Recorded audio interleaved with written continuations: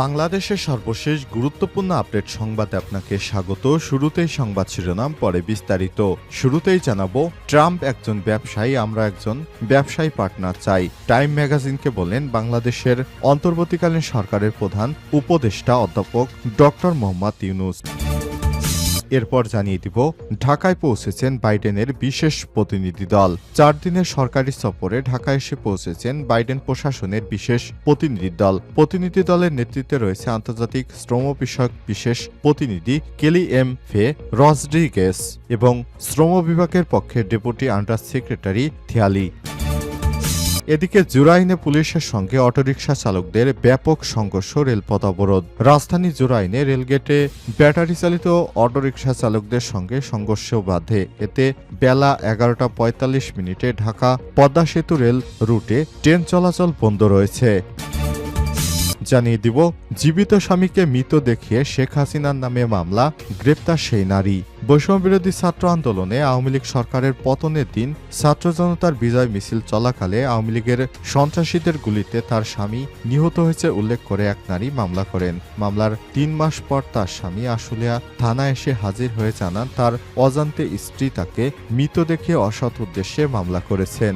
সাভারের আশুলিয়ায় এই ঘটনা ঘটে। এই ঘটনায় সাভারসহ দেশব্যাপী আলোচনা তৈরি হয়েছে।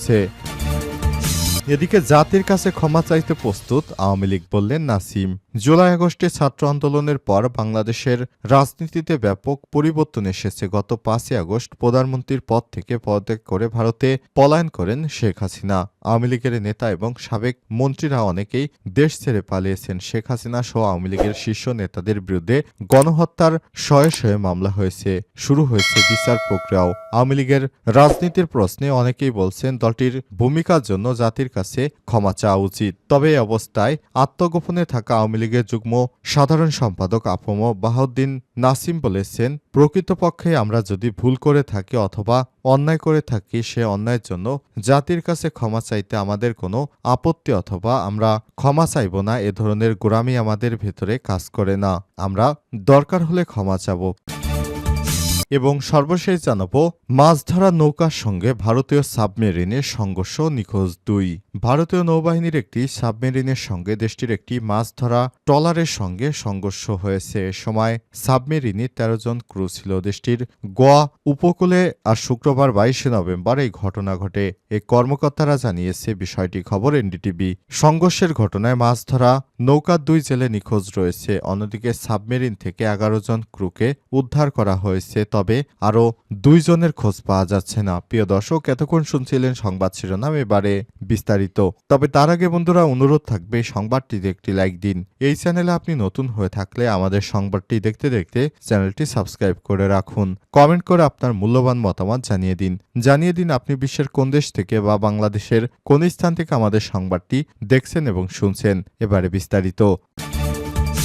ট্রাম্প একজন ব্যবসায়ী, আমরা একজন ব্যবসায়ী পার্টনার চাই, বললেন ডক্টর মোহাম্মদ ইউনূস।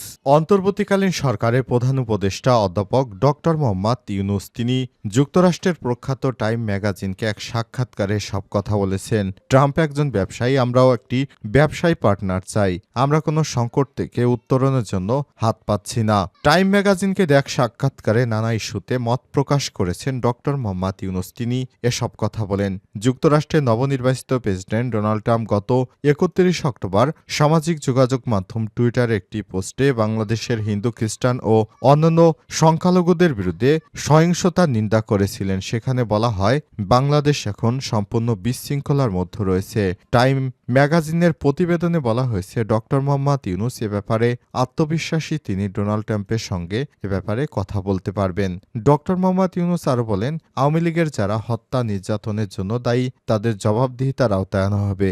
বিচারে অপরাধী প্রমাণিত না হলে তারা নির্বাচনে অংশগ্রহণের অধিকার পাবে। যারা অপরাধী নয় তারা নির্বাচনে অংশগ্রহণের সুযোগ পাবে। দেয়ালচিত্র নিয়ে টাইম ম্যাগাজিনকে তিনি বলেছেন, শব্দগুলো খুবই বিস্ফোরক। এই তরুণ মস্তিষ্ক ছাত্রগুলো অনেক ভাবনা, উচ্চাকাঙ্ক্ষা এবং আশা আকাঙ্ক্ষায় ভরপুর। তারা দেশের ভবিষ্যৎকে এই চিত্তগুলোকে ফুটিয়ে তুলেছে। এটি বাংলাদেশের জন্য অনেক বড় অর্জন। সাক্ষাৎকারে তিনি জানান, আমাকে সরকারের দায়িত্ব নিতে বলার শুরুতে আমি তা এড়ানোর চেষ্টা করেছিলাম। আমি বলেছিলাম কাউকে খুঁজে নাও, কিন্তু পরে বললাম ঠিক আছে, তোমরা তোমাদের জীবন দিয়েছ, তোমার বন্ধুরাও তাদের জীবন দিয়েছে, তাই আমি আমার সেরাটা দেওয়ার চেষ্টা করব। প্রতিবেদনে আরও বলা হয়, জুলাই আগস্টে আন্দোলন চলাকালীন বিক্ষোভকারী এবং নিরাপত্তা বাহিনীর সংঘর্ষে ১৫০০-এর বেশি মানুষ নিহত হয়েছে এবং অনেকেই আহত হয়েছে।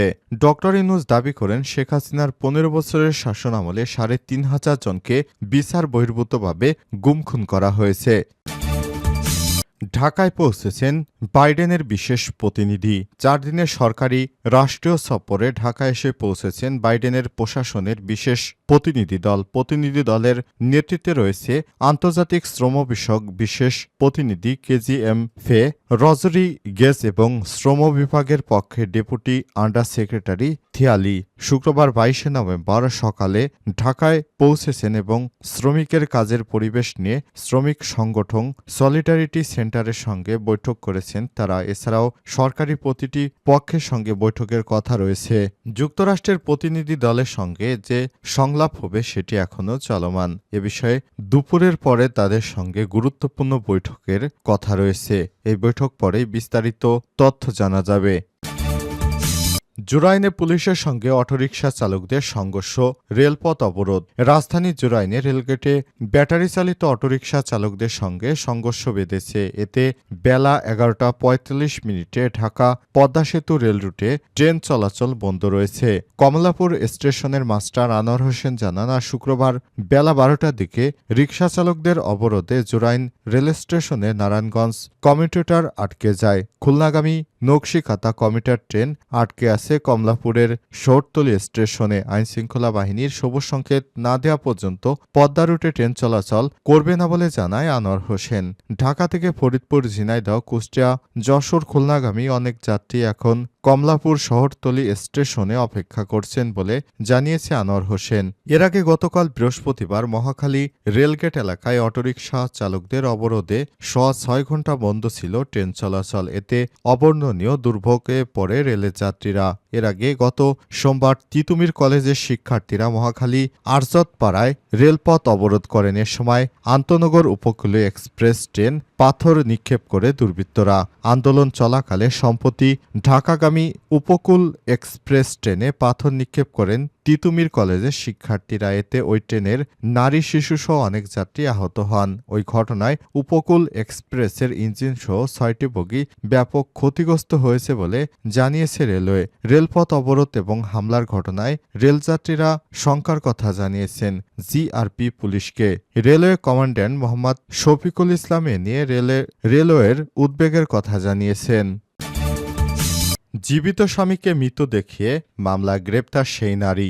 বৈষম্যবিরোধী ছাত্র জনতার আন্দোলনে আওয়ামী লীগ সরকারের পতনের দিন ছাত্র জনতার বিজয় মিছিল চলাকালে আওয়ামী লীগের সন্ত্রাসীদের গুলিতে তার স্বামী নিহত হয়েছে উল্লেখ করে এক নারী মামলা করেন। মামলার ৩ মাস পর তার স্বামী আশুলিয়া থানায় এসে হাজির হয়ে জানান, তার অজান্তে স্ত্রী তাকে মৃত দেখে অসৎ উদ্দেশ্যে মামলা করেছেন। সাভারের আশুলিয়ায় এই ঘটনা ঘটে। এই ঘটনায় সাভারসহ দেশব্যাপী আলোচনার সৃষ্টি হয়েছে। শুক্রবার আশুলিয়া থানার উপপরিদর্শক এসআই এই মামলার তদন্ত কর্মকর্তা রাকিবুল নয়াদিগন্তকে জানিয়েছে, জিজ্ঞাসাবাদের জন্য কুলসুমকে উদ্ধার এবং আরও ৩ জনকে আটক করা হয়েছে। তাদের দুপুরে আদালতে পাঠানো হচ্ছে।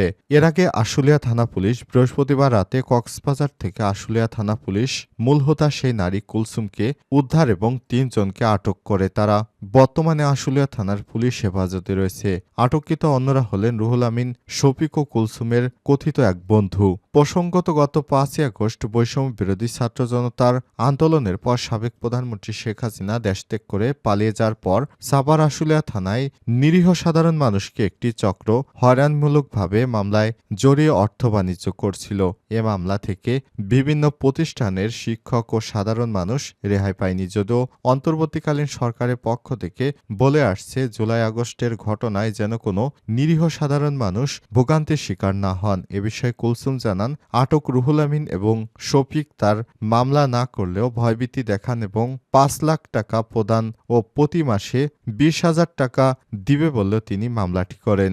জানা গেছে গত ২৪ অক্টোবর কুলসুম বেগম নামের এক নারী তার স্বামীকে হত্যার অভিযোগ এনে ঢাকার চিফ জুডিশিয়াল ম্যাজিস্ট্রেট আদালতে মামলা করেন। এতে সাবেক প্রধানমন্ত্রী শেখ হাসিনা সহ ১৩০ জনকে আসামি করা হয়। পরে এটি ৮ই নভেম্বর ঢাকার আশুলিয়া থানায় এজাহারভুক্ত হয়। মামলার বাদী স্থায়ী ঠিকানা দেখিয়েছে মানিকগঞ্জের ঘিওর উপজেলা স্বল্প সিংজুরি বাংলা গ্রামে, বর্তমানে ঠিকানা দেখিয়েছেন আশুলিয়ার জামগড়া। এজাহার সূত্র থেকে জানা গেছে, বৈষম্যবিরোধী ছাত্র আন্দোলন চলাকালে ৫ই আগস্ট সকালে তার স্বামী মোহাম্মদ আলামিন মিয়া ৩৪ মুক্তিকামী ছাত্র জনতার আন্দোলনে অংশ নেন। শেখ হাসিনা সরকারের পতনের পর বিকাল ৪টার দিকে আশুলিয়ার বাইপেল এলাকায় বিজয় মিছিলে তিনি ছিলেন, তবে পরাজয় মেনে না নিতে পেরে আওয়ামী লীগের সন্ত্রাসী বাহিনী নির্বিচারে গুলি চালায়। এতে গুলিবিদ্ধ হয়ে তার স্বামী মারা যায়।